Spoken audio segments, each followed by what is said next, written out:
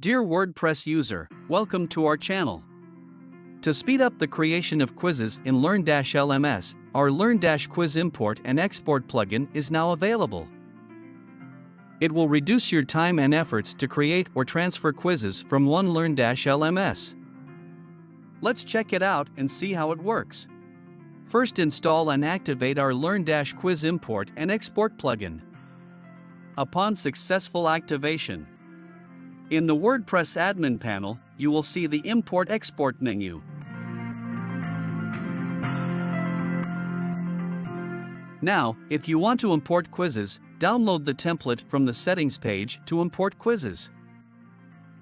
Fill the Excel template and import it from the plugin settings page. That's it.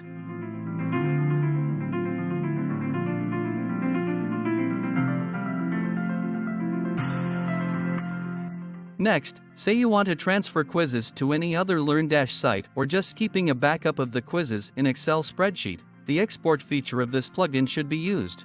It is simple. Go to the Export menu and you will get to choose the basis of export. That is, whether you want to export quizzes course-wise or category-wise. After selecting the option, just click the Download button. Your quizzes will be downloaded within a second in Excel. Isn't it great?